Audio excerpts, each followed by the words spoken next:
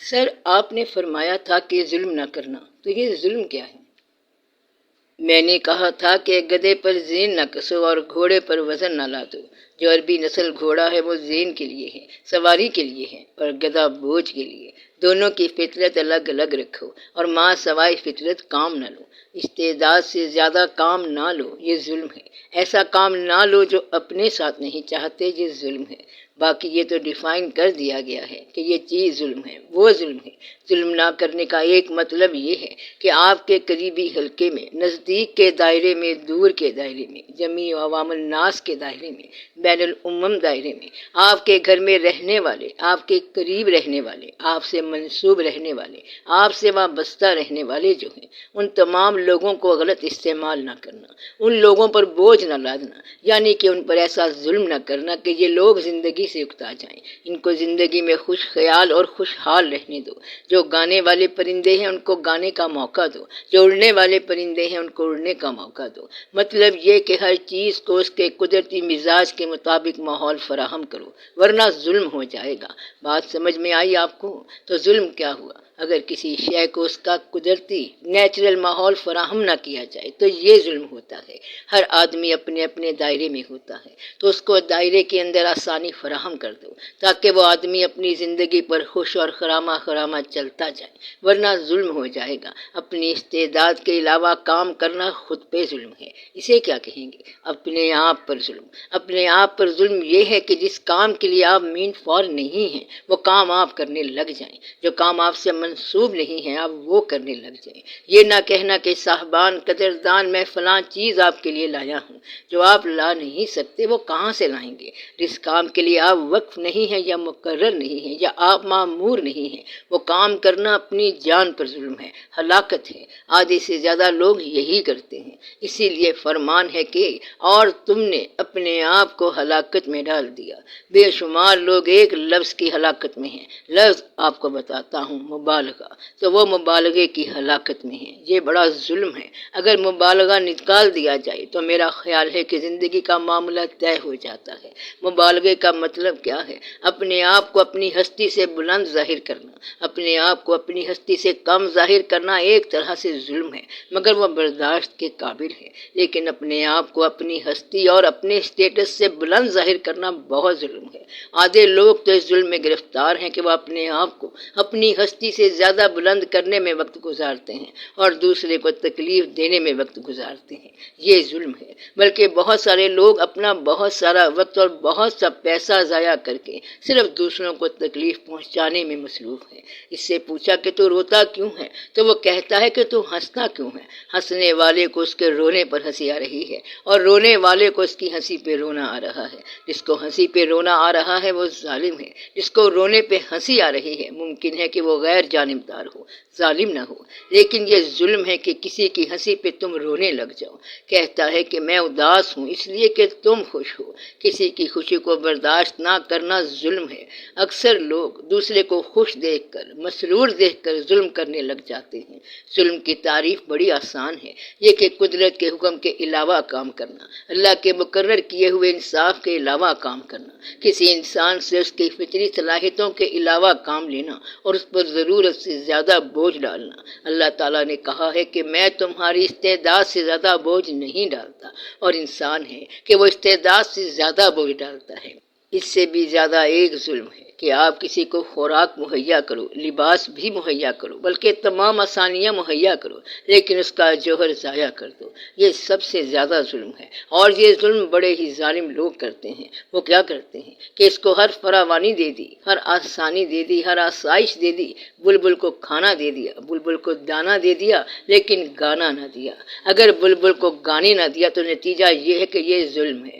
ہر چند کے ہر چیز موجود ہے، وہ چیز جو فطری صلاحیت ہے یا جو فطری خواہش ہے وہ روک دی گئی، یا اصلی ذاتی جوہر کو روک دیا۔ مطلب یہ ہے کہ آپ کو تو ہر چیز ملی ہوئی ہے، آپ کے پاس بہت دانے ہیں، بہت گندم ہے، دوسری چیزیں بھی ہیں، لیکن یہ بتاؤ کہ وہ جو شب بیداری ہے وہ کہاں ہے؟ تمہاری نیم شبی کی آہ نیم شبی جو ہے وہ کدھر ہے؟ کہتا ہے کہ اس سے تو اللہ نے بچا لیا، اللہ نے تمہیں بچا لیا ہے یا اللہ نے تجھے محروم کر دیا ہے۔ مطلب یہ کہ وہ جو اصلی بات تھی، جوہر تھا، وہ نپ ہو گیا، ضائع ہو گیا۔ گلاب کے اندر رنگ بہت آ گئے، سائز بڑا ہو گیا، لیکن خوشبو نہیں ہے۔ اگر گلاب میں رنگ ہے اور خوشبو نہیں ہے تو یہ ظلم ہو گیا۔ گلاب کا جوہر کیا ہے؟ اس کا جوہر خوشبو ہے، یہ اس کا ذاتی جوہر ہے۔ تیرا ذاتی جوہر اگر ضائع ہو گیا تو یہ ظلم ہے۔ اگر تم نے کسی کا ذاتی جوہر ضائع کر دیا تو تم نے اس پر ظلم کیا۔ وہ کون ہے جو تمہارے خلاف فریاد کر رہا ہے؟ وہ جو فریاد کر رہا ہے وہ تمہارا ظلم ہے۔ گویا کہ ظلم کیا ہوگا اگر قیامت کا دن ہو اور دربار عام خاص ہو اور وہ شخص جو تمہارے خلاف فریادی بن جائے تو تم نے اس پہ ظلم کیا ہوگا۔ ظلم کی بعض اوقات ایک اور قسم ہوتی ہے کہ ظالم کو خبر نہیں ہوتی اور مظلوم جو ہے ظلم محسوس کر رہا ہوتا ہے۔ اس سے بچنا چاہیے۔ یہ کون سی کیفیت ہے کہ دوسرا شخص جہاں کسی عمل کی توقع کر رہا ہے اور تم اس عمل پر نہیں پہنچ پا رہے ہو تو یہ غفلت یا لا علمی کی وجہ سے ہو سکتا ہے، اور یہ بڑا ظلم ہے۔ گویا کہ غیر متوقع توقع پر بھی نہ پہنچنا ظلم ہے۔ میں نے غیر متوقع کیوں کہا؟ کہ تمہیں خبر نہیں ہے۔ اس اسٹیج پر تم ایسے محسوس کرو گے کہ تمہارے ہاں کھانا پکا ہوا ہے اور ایک آدمی ملنے کے لیے آیا تو تم نے اس کو دعوت نہیں دی۔ وہ فلیور لے کے، خوشبو لے کے چلا گیا، اور اگر اس نے وہاں جا کے خود کو مظلوم محسوس کیا کہ تم نے اس کی توہین کر دی ہے، حالانکہ یہ کوئی ایسا خاص واقعہ نہیں تھا۔ ایسی جو توقع ہے اس توقع کو رد کرنا یا توقع کو کیٹر نہ کرنا بھی ظلم ہے۔ یہ ظلم بار بار ہوتا رہتا ہے اور تمہیں علم نہیں ہوتا۔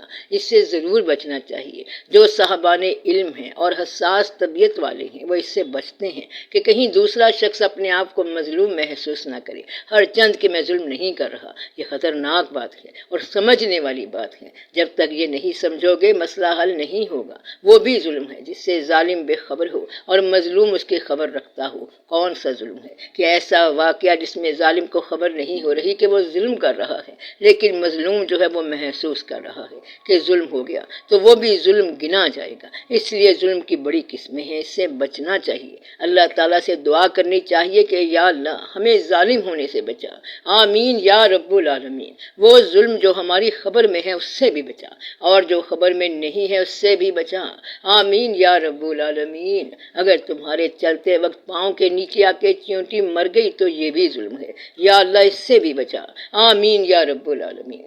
جو ظلم سہون ہو گیا یا عمدن ہو گیا یا خطا یا نسیان سے ظلم ہو گیا، جو بھی ہو گیا، یا اللہ اس سے بچا، آمین یا رب العالمین۔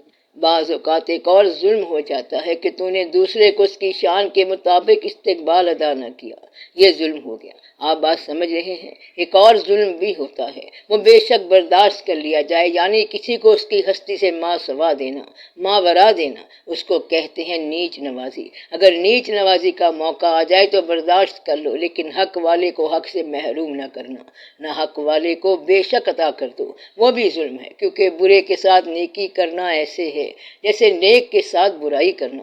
یہ ظلم ہے، لیکن یہ راز آخر سمجھ آ جائے گا۔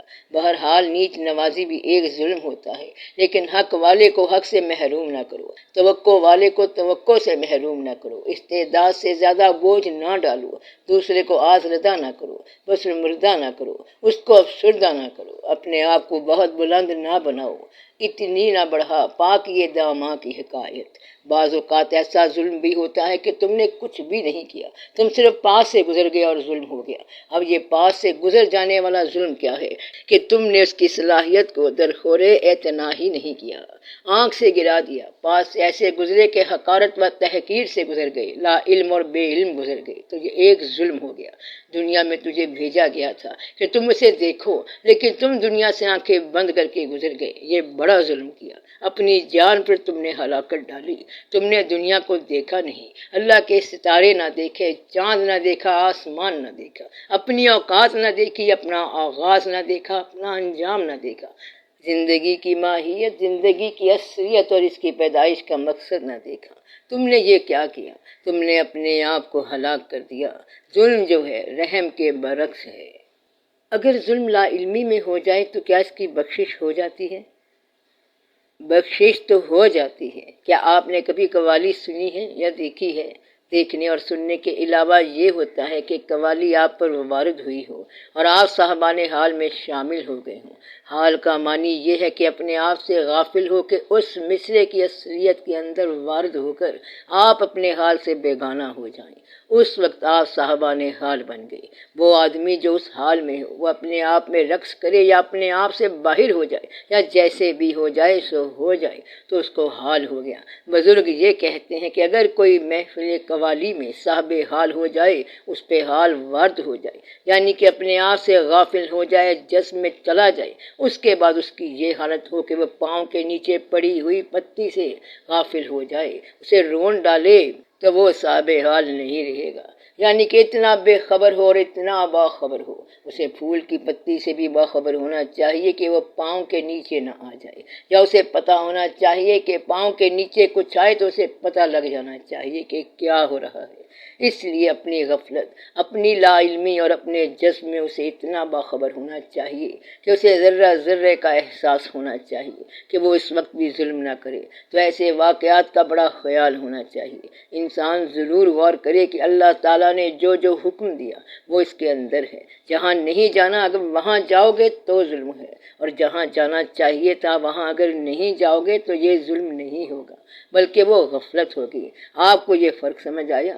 جو کرنا تھا وہ نہیں کیا، یہ ظلم نہیں ہے، مگر جو نہیں کرنا تھا وہ کر گئے تو یہ ظلم ہے۔ اس فرق کو ذرا یاد رکھنا۔ غفلت اور کمزوری کو یاد رکھنا، اس کی اور طرح سے معافی ہے، اور یہاں ظلم اور طرح سے ہے کہ تم نے چیز کو بگاڑ دیا، اس کا غلط استعمال کر دیا۔